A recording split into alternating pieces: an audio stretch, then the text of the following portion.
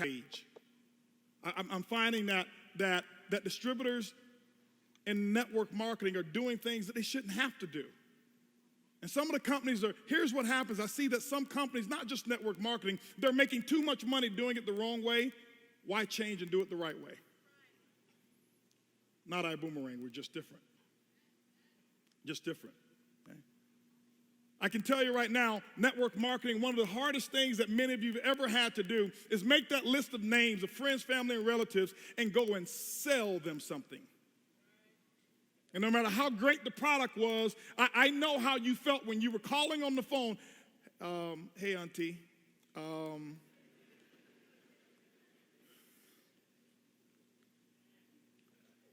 So we wanted to change that environment. We changed that environment. We'll talk about how we've changed it. But because of all of those things that you've had to do, make the list and keep up with the organization and make the follow-up calls and do all the things that people have been doing 60 years ago. When I look back at technology and see 60 years, we've advanced in technology, but network marketing is still in the horse and buggy stage. This is why 98% of the people quit. And they find the exit stage. Exit stage left. They come in and they go out. They come in and they go out. Why? The opportunity meeting looks really good until you have to do the work. So what I realized is that network marketing was preying on the things that were your weakness. Many people don't like to sell. Raise your hands if you love to sell. You don't, right? In network marketing, what do they tell you? You got to get in and you got to what? Sell, sell, sell. Sell these products. So what we've done is force people to do things that they don't want to do. And I said, you've got to get good at what you don't like and what you don't want to do in order to make money. That's a problem. That's backwards. Okay?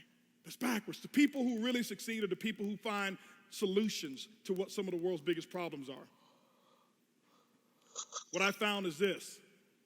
I found that majority of you, and specifically all of these people who's up here, on these lines right up here, have felt just like this. That was me, wondering, what's wrong with me? Feeling alone, feeling like, is this the right thing for me? Should I go back and get that good job my mom has been telling me about?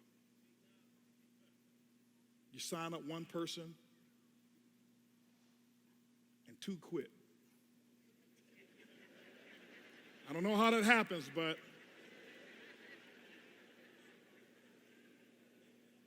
how many of you can relate to this guy?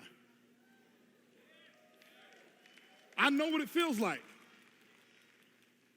I couldn't sell the product. Never forget, I tell them we have a money-back guarantee, and 2 years later, they ask me for my money back.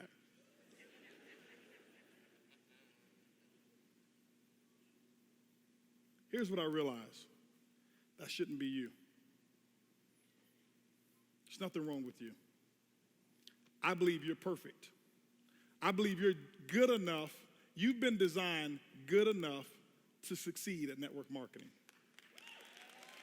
Now, I'm going to tell you, do I believe that you should grow? I know that you should grow, and we all must grow, but you're good enough in this industry.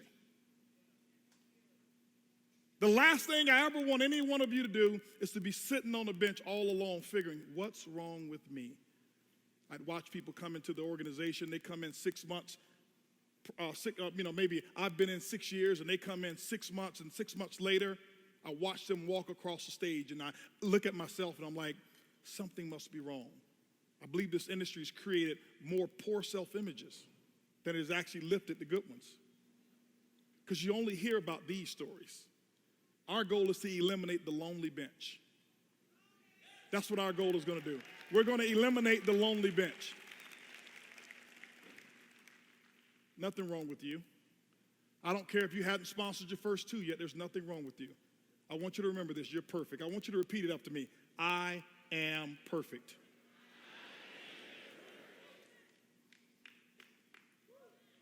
Network marketing is broken. And so I thought of a concept, and I says, instead of trying to fix all of these people and change everyone and create all of these trainings that don't work,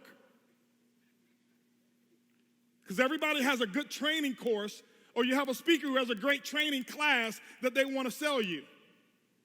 that if they use it themselves, they'd be doing what they're teaching you to do, right?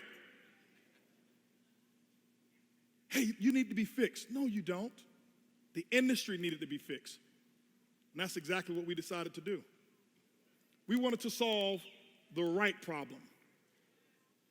So we said, what if we created a concept where people could be who they are? What if we created a concept where people can actually grow and better themselves, but if we fix the industry, whereas the things that they don't like to do, like selling, we did it for them. The things that they don't like to do, like follow up, we do it for them. And ladies and gentlemen, that's what we've done. Okay?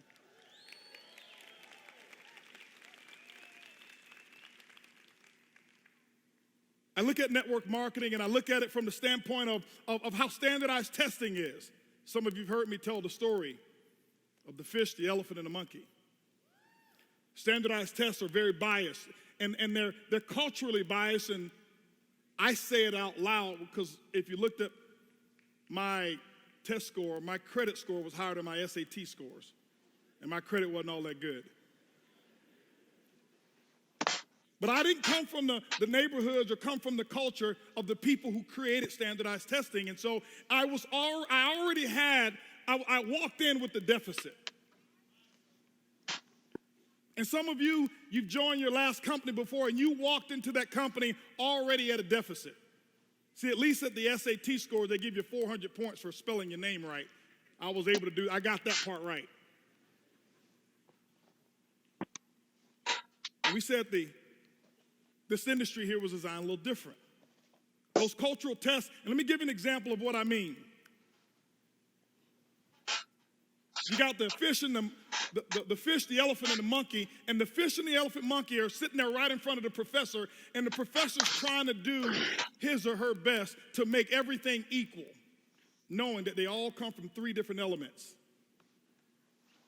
So the professor looks at the fish, the monkey, and the elephant says, hey, listen, here's what we're going to do. To make all things equal, I'm going to grade you by how fast you guys climb the same tree. It's the same tree now, so it's equal for everyone. The fish looks at the professor and says, hold on for a second. If I climb this tree, I'm going to die if I get out of the water. Sorry, it's the same tree. The elephant looks at it and says, hold on for a second. I can knock it over, but if you want me to climb that tree, that's a tall order. Professor says, it's the same tree. The monkey looks, he said, that's what you want me to do? He said, I wake up in the morning and that's what I do.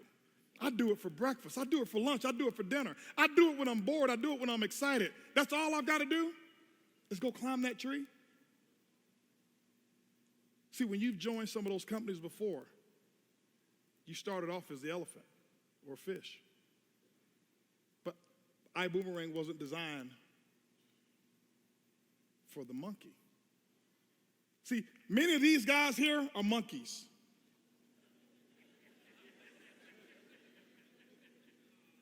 I did ask them to get me a better looking monkey. I said, could you get me Curious George? He said, we couldn't find. Curious George is cute, right? These guys are monkeys. What do I mean? You put them in any company and they're going to succeed. You put them in any company, they're going to go diamond. It doesn't matter what the product is. It doesn't matter what the compensation plan is. It's just what they do. They can sell air, they can sell dirt, they can sell water, dehydrated water. And they'll go black diamond first week, first month. And I learned the skills to become a monkey. That's why I never look at, what's the product? Well, I'm a monkey, I can sell anything. I can sell that camera if it was in network marketing. Doesn't matter. But that's only the 3%. This is why the 97% is full in what I call the ML.